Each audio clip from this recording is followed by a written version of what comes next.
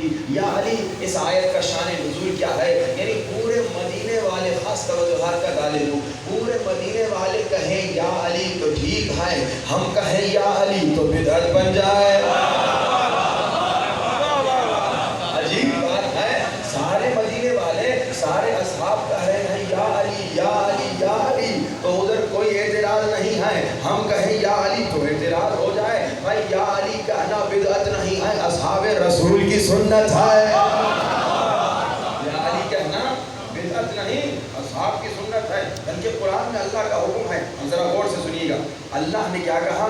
اچھا یہ لوگ کہتے ہیں کہ صرف اللہ سے مدد مانگو. اب یہ موضوع نہیں، صرف یہ بات کہہ کے آگے بڑھوں گا. کہتے ہیں صرف اللہ سے مدد مانگو، صرف اللہ سے مدد مانگو، غیر اللہ سے مدد نہ مانگو. ہاں بھائی، اللہ قرآن میں کہہ رہا ہے کس جگہ پہ؟ سورہ فاتحہ میں، بسم اللہ الرحمن الرحیم، الحمدللہ رب العالمین الرحمن الرحیم مالک یوم الدین ایاک نعبد و ایاک نستعین. ہم تیری عبادت کرتے ہیں، ہم تجھ سے مدد مانگتے ہیں. یعنی اللہ نے کہا مجھ سے مدد مانگو، مگر جس اللہ نے سورہ الحمد میں کہا مجھ سے مدد مانگو، اسی اللہ نے سورہ بقرہ میں جو کہ دوسرا سورہ ہے اس میں کہا استعینوا بالصبر والصلاۃ، صبر سے مدد مانگو، نماز سے مدد مانگو. اللہ حکم دے رہا ہے استعینوا بالصبر والصلاۃ، صبر سے مدد مانگو اور نماز سے مدد مانگو. اچھا تعالی محترم، استعینوا صیغہ امر ہے، عربی زبان میں یہ صیغہ امر ہے، یعنی واجب ہے. اللہ حکم دے رہا ہے کہ واجب ہے صبر سے مدد مانگو، واجب ہے صلاۃ سے، نماز سے مدد مانگو. اب یہاں پہ اللہ کے رسول کی حدیث آپ کو ہدیہ کروں. اللہ کے رسول کہتے ہیں الایمان شطران، ایمان کے دو حصے ہیں، شطرہ صبر، آدھا ایمان صبر ہے، شطرہ شکر، آدھا ایمان شکر ہے. توجہات کا طالب ہوں، اللہ کے رسول کہہ رہے ہیں صبر آدھا ایمان ہے، صبر آدھا ایمان ہے. اور اللہ کہہ رہا ہے استعینوا بالصبر، صبر سے مدد مانگو. رسول کہہ رہے ہیں صبر آدھا ایمان ہے. بھائی جب آدھے ایمان سے مدد مانگنا واجب ہے تو جو پورا ایمان ہوگا.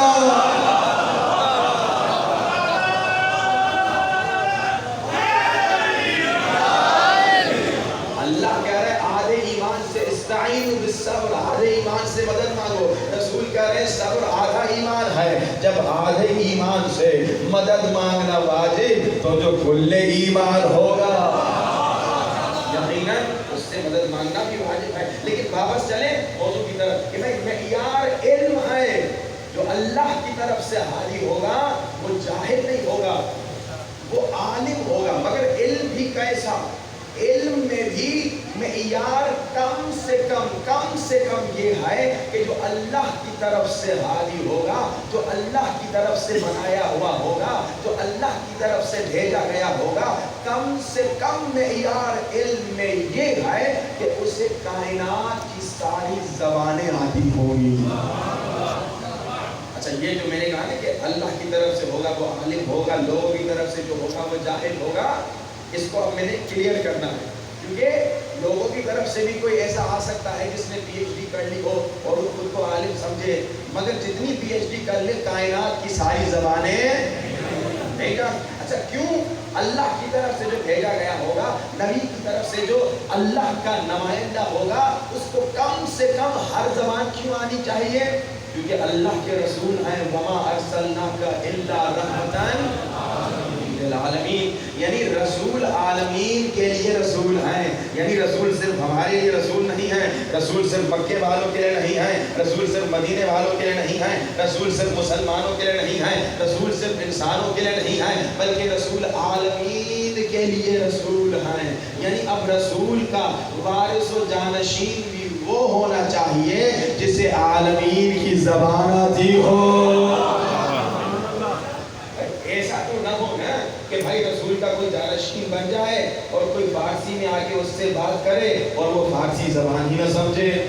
ہم نے آپ کو واقعہ سناتا ہوں، ایک صاحب آ گئے رسول کی جگہ پر بیٹھ گئے. دیکھیے اللہ کی طرف سے جو ہے اس کے لیے معیار کیا ہے؟ علم ہے. اور علم میں کم سے کم معیار یہ ہے کہ ہر ایک کی زبان جانے، پوری کائنات کی زبان جانے. اسی دنیا میں ہزاروں زبانیں ہیں، اسی پاکستان میں دیکھیے کتنی زبانیں ہیں، یعنی ایسا ہو جسے پوری کائنات کی ساری زبانیں معلوم ہو۔ مگر ایک صاحب تھے، انہوں نے جناب کہا کہ میں رسول کا جانشین ہوں، اور آ گئے اور ممبر پر بیٹھ گئے، اور ہوا یہ کہ ایک خاتون آ گئی ایران سے، ایرانی خاتون تھی، اور اس نے آ کر فارسی زبان میں بات کرنا شروع کر دی۔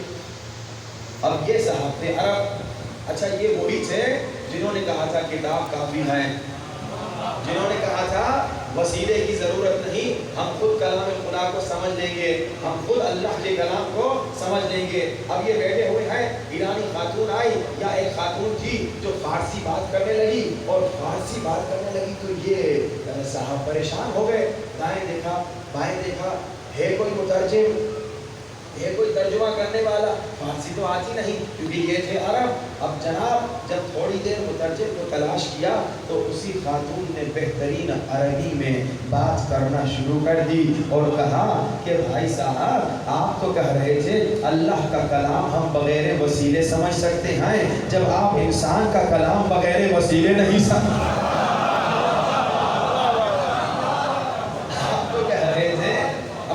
کا کلام بغیر وسیلے سمجھ لیں گے، آپ تو انسان کا کلام بغیر وسیلے نہیں سمجھتے، مگر ان کو زبان دوسری سمجھ میں نہیں آئی۔ اب دیکھیے جو اللہ کی طرف سے جانشین ہوتا ہے اس کا علم اتنا زیادہ ہوتا ہے کہ حضرت سلمان فارسی ایک مرتبہ میرے مولا علی کے ساتھ جا رہے ہیں، اللہ کا جانشین، غور سے سنیے، اللہ کا جانشین معیار علم ہے، اور علم میں کم سے کم شرط یہ ہے کہ کائنات کی تمام مخلوقات کی زبان کو جانتا ہو۔ سلمان فارسی میرے مولا علی کے ساتھ جا رہے ہیں، راستے میں کچھ چونٹیاں تھی، چونٹیوں پہ نظر پڑی تو سلمان فارسی نے کہا اللہ کی ذات کتنی عظیم ہے جو ان چونٹیوں کی تعداد کو جانتا ہوگا۔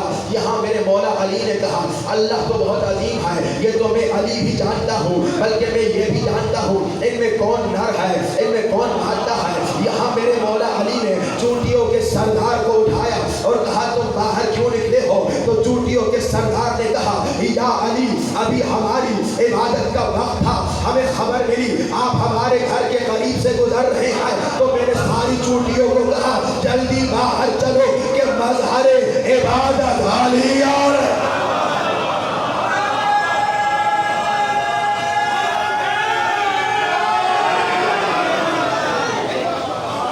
کم سے کم شرط یہ ہے کہ بھائی ہر ایک کی زبان جانے۔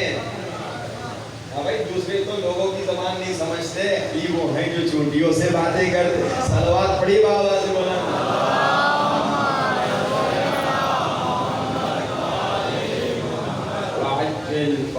علم مولا علی عظیم شان علم ہے جس پہ ایک واقعہ نہیں بلکہ ہزاروں واقعات ہیں، یہ اللہ کی طرف سے بھیجا گیا ہے۔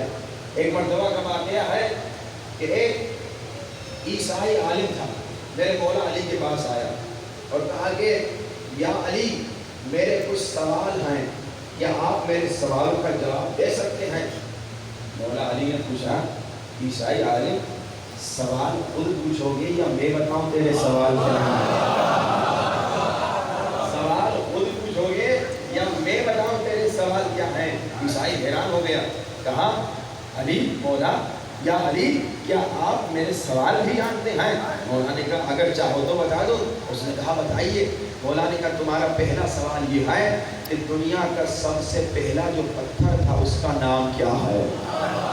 تمہارا دوسرا سوال یہ ہے دنیا کا پہلا چشمہ جو تھا اس کا نام کیا ہے؟ اور تمہارا تیسرا سوال یہ ہے کہ دنیا کا سب سے پہلا جو درخت تھا اس کا نام کیا ہے؟ عیسائی حیران ہو جاتا ہے، کہتے ہیں مولا یہ تو میرے سوالات تھے مگر آپ کو کیسے پتا؟ لیکن اب بتائیے ان کا جواب کیا ہے؟ مولا کہتے ہیں دنیا کا جو سب سے پہلا پتھر تھا حجر الاسود تھا، دنیا کا جو پہلا چشمہ تھا وہ عین الحیات تھا، اور دنیا کا جو سب سے پہلا درخت تھا وہ عجوا تھا۔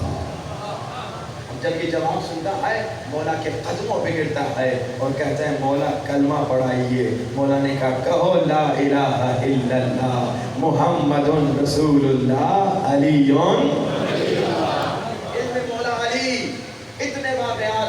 دشمن نے بھی اقرار کیا، بس ایک واقعہ سناؤ اور گفتگو کو آگے لے چلیں. ایک مرتبہ دو مائیں تھیں، ایک بچہ لے کر آئی تھیں اور دونوں کہہ رہی تھی یہ میرا بچہ ہے، یہ میرا بچہ ہے. مولا علی کے پاس علم غیب تھا، مولا علی جانتے تھے کس کا بچہ ہے، مگر ظاہری طور پہ لوگوں کو سمجھانا تھا. مولا نے کہا میں جانتا ہوں کس کا بچہ ہے، ایک جھوٹی ماں تو چھوڑ کے چلی جا، سچی ماں کو بچہ دے کے چلی جا. مگر جھوٹی ماں ضد پہ اڑی ہوئی تھی، کہا نہیں یہ میرا بچہ ہے، یہ میرا بچہ ہے، یہ میرا بچہ ہے. مولا نے کہا کمبر تلوار لے کر آ، بچے کے دو ٹکڑے کر دے، آدھا اس ماں کو دے، آدھا اس ماں کو دے. جیسے مولا نے یہ کہا، جو حقیقی ماں تھی، جو سچی ماں تھی، اس نے کہا مولا مجھے بچہ نہیں چاہیے، بھلے اس کے پاس رہے مگر سلامت رہے. مولا نے کہا اصل ماں یہ ہے. تو بس عزیزان محترم اس واقعے سے ایک بہت بڑا مسئلہ سولو ہو گیا. یہ جو اکثر جوان پوچھتے ہیں نا کہ میرے مولا علی نے تلوار کیوں نہیں اٹھائی، تو کہتے ہیں اس لیے کہ اگر چیز ایک ہو دعوے دار دو ہو، جو سچا دعوے دار ہوتا ہے اگر چیز کے بگڑنے کا خطرہ ہو، جو سچا دعوے دار ہوتا ہے کہتا ہے بھلے سوتیلے باپ کے پاس پلے اگر سلامت ہو. علم علی. لیکن بریکٹس میں یہ بات بھی کہوں علی کے عاشقوں، اگر تمہارا مولا علی اتنا بڑا عالم ہے تو علی کا شیعہ بھی جاہل نہیں ہونا چاہیے. علی کا شیعہ میٹرک ہو اور چھوڑ دے کسی بزنس میں چلا جائے یہ صحیح بات نہیں. انٹر کیا اور کھیتی باڑی میں چلا گیا یہ صحیح نہیں. علی اگر اتنا بڑا عالم ہے تو علی کے شیعہ کو بھی علم میں خود کو سب سے آگے رکھنا چاہیے. یعنی چیچا وطنی میں اگر سب سے بڑے ڈاکٹر ہوں تو شیعہ ہوں، سب سے بڑے انجینئر ہوں تو شیعہ ہوں، سب سے بڑے علم میں آگے ہوں تو شیعہ ہوں، کیونکہ تمہارا مولا سب سے بڑا عالم ہے. ایسا نہ ہو کہ کوئی آگے پوچھے بھائی چیچا وطنی میں جاہل جاہل کون ہے تو ہماری طرف اشارہ کرے. ایسا ہو کہ کوئی نیا آدمی میری طرح جو نیا نیا آیا ہو آگے پوچھے بھائی یہاں کے بڑے بڑے علماء کون ہیں ہر فیلڈ میں تو کہیں شیعہ.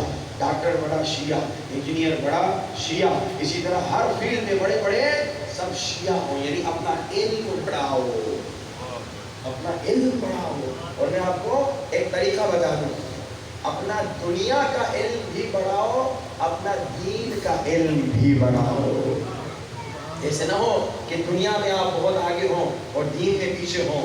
آئیے دین میں بھی آگے بڑھیں. دین میں کیسے بڑھیں؟ اپنی زندگی کا ہدف بنا دیجئے کہ میں ہر مہینے ایک دین کی کتاب پڑھوں گا، ہر مہینے دین کی ایک کتاب پڑھوں گا. اور اگر پڑھنا لکھنا نہیں آتا تو یہ طریقہ بنا دیں کہ میں ہر مہینے کم سے کم 30 مجلسیں سنوں گا. یعنی ہر روز ایک مجلس سنوں گا جس میں مجھے علم مولا علی مل رہا ہے، جس میں مجھے علم اہل بیت مل رہا ہے. تو سال میں کتنے دن ہیں؟ 365 دن. یعنی آپ ایک سال میں 365 مجلسیں سن لیں گے. علم دین کا بڑھے گا نا. صرف 10 دن کے شیعہ نہ رہیے، کوشش کیجئے پورے سال کے شیعہ ہوں. صلوات پڑھیے آواز بلند.